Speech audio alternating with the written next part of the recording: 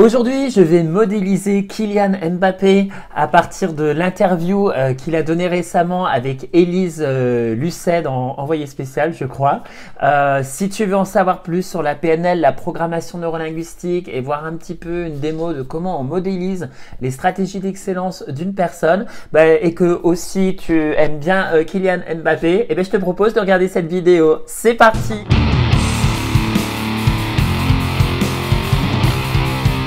Voilà, alors pour modéliser Kylian Mbappé, je vais m'appuyer sur la technique des niveaux logiques de Robert Dills. Alors, les niveaux logiques, c'est comment une personne structure sa réalité, son expérience subjective. Et pour ça, Robert Dills a créé donc le schéma des niveaux logiques qui comprennent différents niveaux. Alors, le premier niveau est donc le niveau de l'environnement, c'est-à-dire qui sont les personnes autour de vous.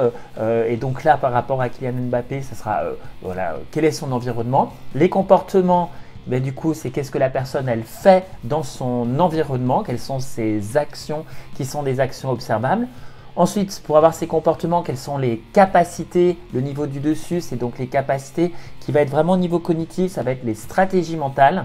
Et je vous parlerai un petit peu dans les stratégies mentales, on va pouvoir mettre des métaprogrammes en PNL. Des métaprogrammes sont des processus cognitifs qui nous permettent de pouvoir faire des choix. Et donc, ces stratégies vont répondre à nos émotions. Alors le niveau des émotions, ça a été un niveau qui a été rajouté par Brigitte Kramer qui a rajouté ce niveau qui manquait à ceux des niveaux logiques. Donc quelles vont être les émotions de la personne qui vont l'amener à vivre ce type de stratégie. Et en fait, ces stratégies sont au service de quoi? Au niveau vraiment du dessus, qui sont le niveau des valeurs. Et oui, ces stratégies vont répondre à des valeurs qui sont importantes pour la personne, des valeurs, et ces valeurs sont rattachées à un système de croyances. Donc on va regarder aussi quelles sont les valeurs de Kylian Mbappé et ses croyances.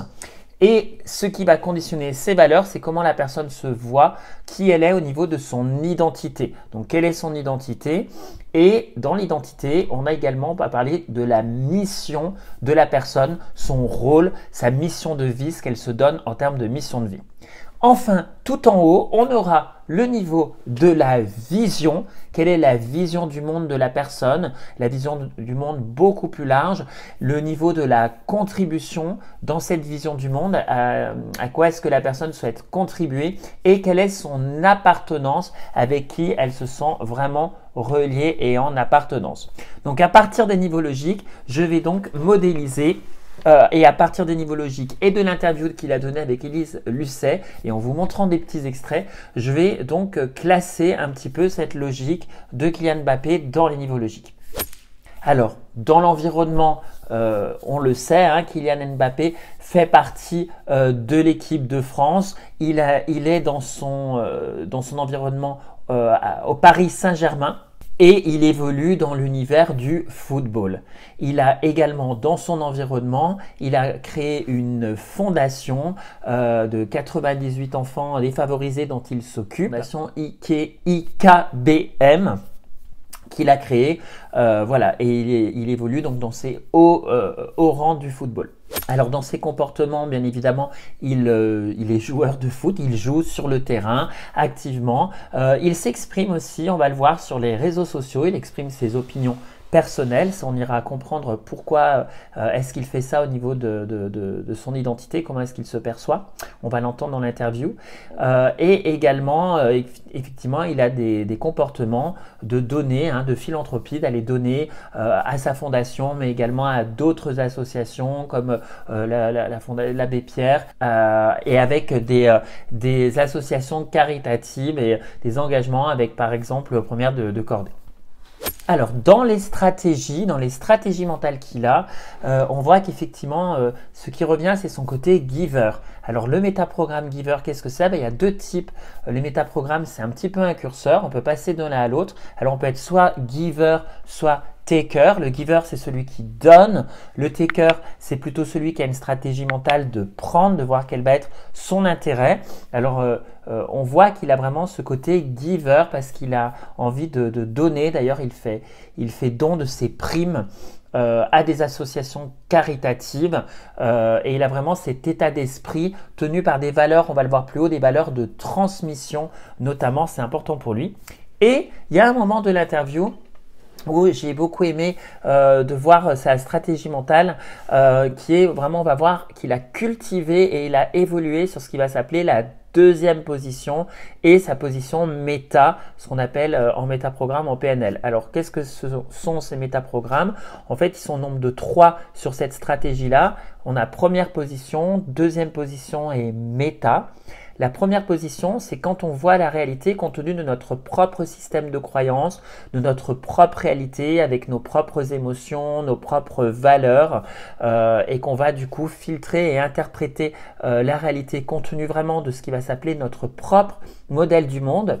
La deuxième position est plutôt une position d'empathie où on va se mettre dans la peau de l'autre, dans les baskets de l'autre, à comprendre compte tenu de sa réalité à lui, quelle est lui sa perception de la situation et quelles sont ses émotions, ses besoins, ses valeurs. Et la position méta, c'est la position où on va prendre du recul et on va regarder, on va avoir du recul à la fois sur soi, on va pouvoir s'auto-observer, s'auto-analyser et comprendre soi-même comment on se place vis-à-vis justement de l'autre. Donc c'est une position vraiment neutre. Et j'ai beaucoup aimé ce passage de l'interview qu'on va regarder. Que ce soit pour les selfies, même pour une discussion. Avant, parler avec les gens, ça m'irritait un peu. Je te connais pas, je te parle pas. Ouais. Et maintenant, c'est changé, ça. Non, parce que maintenant, je sais ce que je représente, je sais quelle est ma vie, et je sais que en fait, ça part pas d'une mauvaise intention. Les gens m'aiment bien, les gens m'aiment bien. Donc, oui, mais quand tu es jeune, tu comprends pas. Tu dis putain, il comprend pas, lui, il me laisse jamais tranquille. Ouais. Mais en fait, non, pas du tout. C'est la seule fois il va vous voir de sa vie, en fait. Oui, et il faut prendre du recul sur ce qu'on est, sur ce qu'on représente, sur les émotions qu'on peut procurer aux gens. Et je pense que c'est la chose qui m'a pris le plus de temps. Donc dans ce passage, on voit qu'il avait avant de la première position, parce que du coup, le fait que ses supporters ses fans viennent le voir, il ne le comprenait pas. Et il a cultivé sa deuxième position en comprenant que c'était important pour eux et un recul sur lui-même avec sa position méta. Donc j'ai trouvé ce passage très intéressant. En autre métaprogramme, on voit qu'il y a des métaprogrammes dans les stratégies mentales.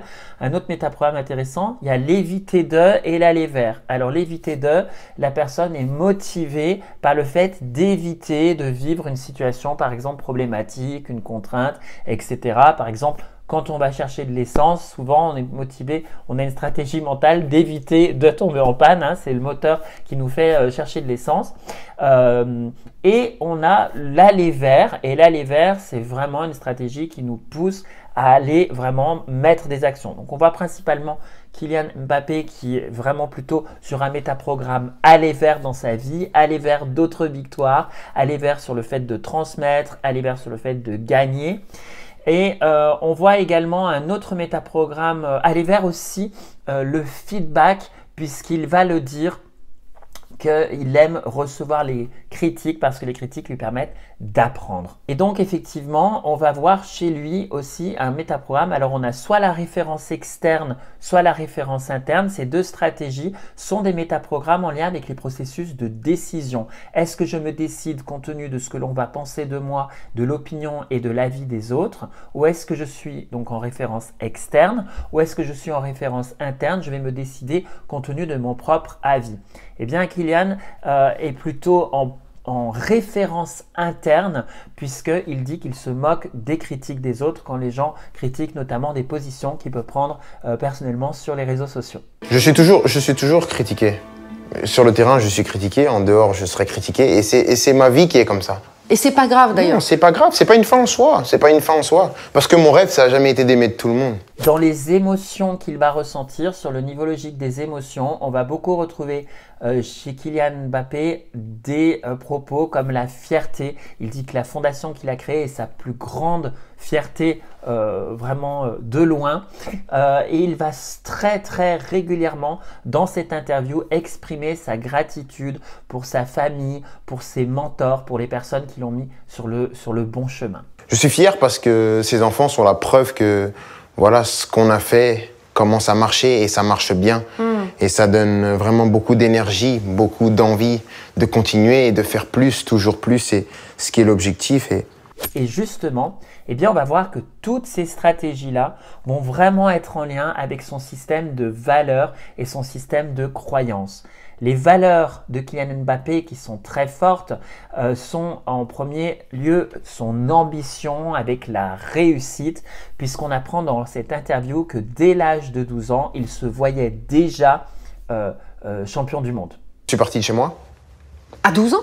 Ouais. Pour aller à Clairefontaine? Parce que je suis parti pour être une star mondiale, pour être un joueur important qui va marquer l'histoire. D'accord, ok. Dès que je suis parti de chez moi, je me suis dit, moi, je vais jamais revenir. Quand j'ai quitté Bondy, dans ma tête, je me dis, je vais jamais revenir. C'est pour ça que moi, j'ai toujours affirmé mes ambitions haut et fort, parce que j'ai toujours été persuadé que j'allais le faire. Pas que je pouvais, que j'allais le faire. Également, il a des valeurs de transmission et de gratitude, puisqu'il fait vraiment référence très très souvent dans son système de croyance aux personnes qui l'accompagnaient. Et d'ailleurs, il dit... Il faut reconnaître aussi qu'à un moment donné, j'ai été aidé par les bonnes personnes au bon moment, j'ai fait les bonnes rencontres. Ouais. Et j'ai eu ce facteur chance aussi à un moment donné dans ma carrière. Sportivement parlant? Sportivement parlant, bien sûr. Il faut ce facteur les chance. Bons entraîneurs, les bons Les joueurs. bons entraîneurs, la bonne rencontre, le bon match, le bon déclic, le bon... C'est ça qui est important aussi. Après, bien sûr, je le dois à mon talent aussi, mais c'est un ensemble de choses qui fait que vous réussissez. C'est pas une seule chose. Mais dans son identité, on va dire qu'il est le joueur de football de premier plan. Mais il se voit également comme un citoyen du monde, et c'est pour cette raison qu'il se donne ce droit de partager parfois des opinions controversées sur ses réseaux sociaux, parce qu'il estime qu'au-delà de son identité de joueur de foot, eh bien qu'il est également un citoyen et que comme n'importe qui, il a le droit de pouvoir exprimer ses opinions. Parce que je suis un citoyen du monde et que mon rôle de citoyen est le même que tout le monde. C'est pas parce que dans mon métier, je suis dans une bulle, que l'homme est dans une bulle. L'homme n'est pas dans une bulle, il est sur Terre, il suit l'actualité, il suit ce qui se passe, il s'informe, il s'inquiète, il est heureux. Le footballeur est dans sa bulle et il doit être dans sa bulle s'il veut performer et être ce qu'il est. Mais l'homme n'a pas besoin d'être dans sa bulle. J'en pense que je suis libre de faire et de dire ce qui me semble juste, comme n'importe quel humain. Pas parce que je représente quelque chose sur le terrain qu'en dehors, je dois me taire parce que je suis joueur de foot. Sa mission de vie, bien évidemment, est de gagner le plus possible au football. Il a encore des rêves. Ses rêves, c'est encore de pouvoir gagner, parce qu'il dit que du coup, ça lui procure du bonheur. Ça lui procure du bonheur aux supporters. Ça procure du bonheur à ses équipes. Donc, c'est vraiment sa mission de vie. Mais sa fondation devient de plus en plus, prend une place en termes de mission de vie, puisqu'il est vraiment, vraiment fier de ça. Donc, ses valeurs, sa mission de transmettre à des enfants défavorisés va vraiment devenir une mission de vie de plus en plus importante pour lui. Et en tant qu'homme, il y a bien sûr des rêves de vie de famille, des rêves de toujours aider, de voir grandir cette fondation, parce que c'est quelque chose qui... J'ai toujours dit que c'était la plus grande de mes fiertés, cette fondation. Et j'espère vraiment qu'on va... C'est la plus grande de vos fiertés? Oui, de loin, de loin. Quand on va les lâcher à la vie adulte, ils seront acteurs de leur vie. Donc le but, c'est de leur donner un maximum de bagages pour pouvoir entrer dans la vie active du mieux possible. Au niveau logique de l'appartenance, tout en haut des niveaux logiques, on va voir que Kylian, bien sûr, il fait partie intégrante, il se sent vraiment faire partie de son équipe de France. Et d'ailleurs, il a tellement ce niveau logique fort chez lui. Dans le niveau logique de l'appartenance, quand on voit que ce niveau logique est très fort chez une personne, eh bien, ça veut dire que la priorité va être donnée à l'appartenance au-delà d'une mission personnelle et d'une identité propre. Et je trouve très intéressant ce passage, on le voit vraiment dans ce passage où il dit faire partie d'une équipe, représenter son pays. Marquer un triplé, c'est pas important quand tu représentes ton pays. J'aurais été beaucoup plus heureux de marquer 0 but et qu'on reparte avec la coupe, voilà, par exemple. Mais c'est comme ça, il faut vivre avec ça et surtout pas l'oublier, parce que voilà, on va rejouer une Coupe du Monde et il faudra y penser pour essayer d'aller finalement gagner cette deuxième Coupe du Monde. Voilà, donc il aurait préféré que l'équipe gagne plutôt que lui, finalement, avoir la gloire pour lui et marquer les buts. Donc on voit vraiment que chez Kylian Mbappé, dans les niveaux logiques, et c'est en ça que j'avais envie de vous parler de ce modèle, parce que je le trouve inspirant vraiment là-dessus, c'est-à-dire que c'est c'est vraiment le niveau de la contribution, c'est le niveau de l'appartenance qui va vraiment être un moteur chez lui, plus que vraiment son ambition vraiment personnel. On voit également dans son appartenance, donc dans le foot, il a des mentors qui sont très forts, hein, Zidane, Cristiano Ronaldo, Pelé, qu'il est allé voir à l'hôpital pour lui exprimer sa gratitude, pour lui parler d'homme à homme, qu'il est allé le voir avant sa mort.